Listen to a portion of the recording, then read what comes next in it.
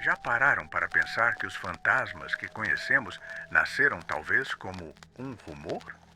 Sei que soa descabido e não estou dizendo que isso seja um fato, mas às vezes não consigo evitar pensar que as histórias de fantasmas não nascem na escuridão, mas em nós. Começam como simples rumores, piadas, palavras ao vento que de alguma forma se alimentam do medo e da energia das pessoas. Não direi que isso é uma verdade absoluta, mas depois do que vivi, já não posso descartá-la. Se você é daqueles que busca explicações lógicas, pode ser que essas histórias pareçam meras coincidências. Ou talvez, apenas talvez, esta noite as sombras façam você duvidar.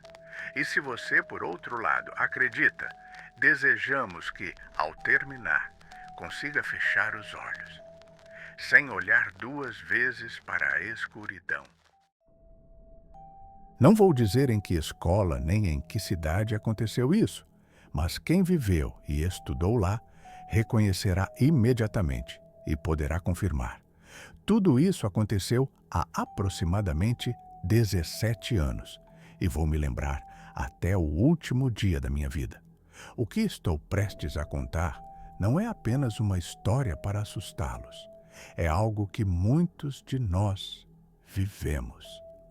Algo que começou como uma simples história para assustar e acabou sendo muito mais real do que jamais pensamos. Não me lembro exatamente quando foi, mas tudo começou em uma dessas reuniões familiares de fim de ano, quando os adultos falam de coisas do passado, enquanto as crianças correm por aí ou simplesmente escutam como fantasmas.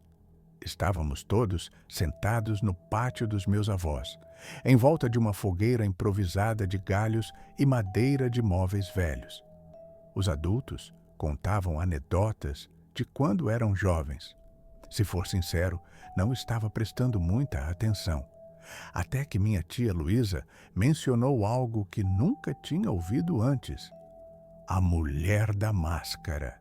Ela disse entre risos, voltando a olhar para minha tia Helena, que se referia a uma história que havia inventado para assustar seu irmão mais novo quando eram crianças.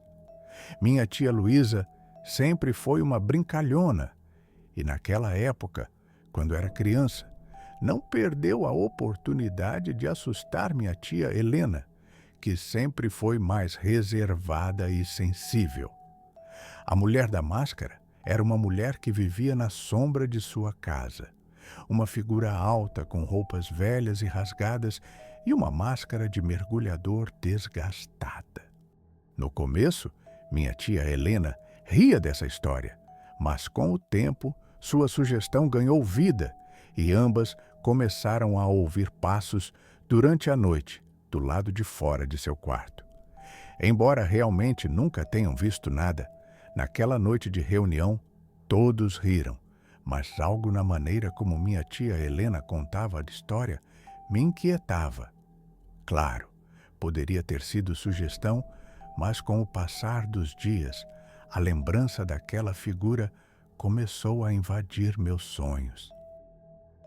Quando já estava no segundo ano do ensino médio e minha irmã Clara no terceiro, ela recebeu uma tarefa de artes, na qual tinha que desenhar algo relacionado ao mar. Havíamos assistido recentemente a vários filmes de terror, então estava um pouco sugestiva, mas nada fora do normal. Até que viu o que ela estava desenhando. Era uma mergulhadora, mas não qualquer mergulhadora. Uma com um capacete muito antigo, que se parecia muito com o que a tia Luísa havia descrito naquela janta. E isso que minha irmã não era uma boa desenhista. Então, a lembrança daquela história voltou à minha mente. Dirão que é sugestão. Eu mesmo pensei isso, mas naquela mesma noite senti como a temperatura da casa começou a cair, como se o ambiente estivesse se tornando mais pesado. No começo, atribuí isso ao clima, mas não era apenas frio. Era um tipo de frio que penetrava os ossos. Fazia a casa parecer diferente, quase como se não fosse nossa casa, como se fosse uma totalmente diferente. As noites se tornaram incômodas. Clara e eu começamos a ouvir ruídos estranhos, como passos lentos que ressoavam do lado de fora de nossos quartos, mas nunca víamos nada. Eram apenas sons. Essa sensação de que algo ou alguém estava ali conosco nos levou, apesar do medo que ambos sentíamos, a atribuí-lo sempre à nossa sugestão, a fingir que nada estava acontecendo. Nos envergonhava admitir que, mesmo estando no ensino médio, ainda tínhamos medo de uma história que minha tia havia inventado para atormentar sua irmã quando eram crianças. Mas um dia, alguns amigos vieram fazer um trabalho em equipe na minha casa. Era sexta-feira e, aproveitando que não teríamos aulas no dia seguinte, decidimos fazer uma festa do pijama. Nos divertimos muito naquele dia. Terminamos o trabalho e começamos a assistir filmes. Naquela noite, como em muitas festas do pijama, o tema do paranormal surgiu. Aproveitei que estavam na minha casa e os assustei dizendo que ali aparecia uma sombra enorme à noite, que aparecia nos cantos mais escuros da casa. Claro que não acreditaram em mim, mas notei um certo nervosismo neles. Depois, acabamos falando sobre a escola, até que fomos dormir. Foi por volta das 4 da manhã que acordamos sobressaltados depois de ouvir um golpe muito forte vindo exatamente do lado de fora do meu quarto.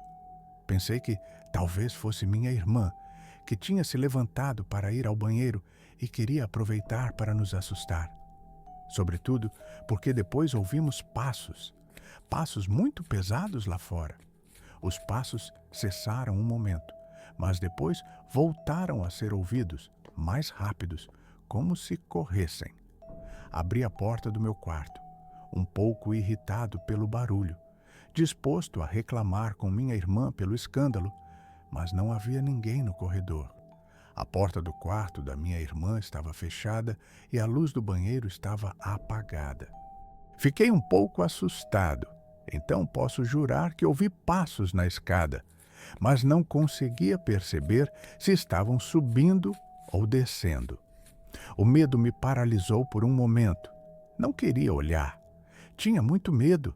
Temia ver entre a escuridão uma máscara de mergulhador.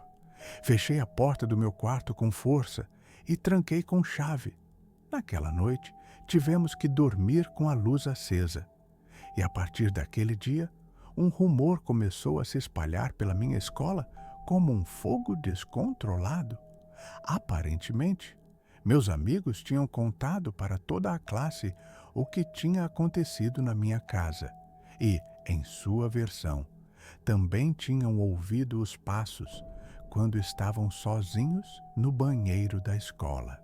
O curioso é que começaram a descrever esse ser como uma mulher muito alta, com roupas velhas escuras e que tinha uma máscara de mergulhador.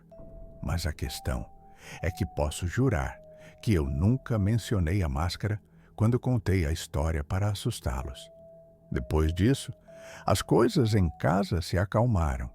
Era como se aquele ser tivesse nos seguido para a escola, como se ele ficasse mais forte ali, como se alimentasse do nosso medo. As noites se tornaram tensas. A presença começou a crescer a tal ponto que as coisas se tornaram um ciclo vicioso. Os mais jovens da escola decidiram procurar por algo que confirmasse a presença da mulher da máscara. Passavam as noites em claro, tentando descobrir a verdade. Enquanto isso, na escola, algumas professoras começaram a comentar sobre as aparições que estavam presenciando.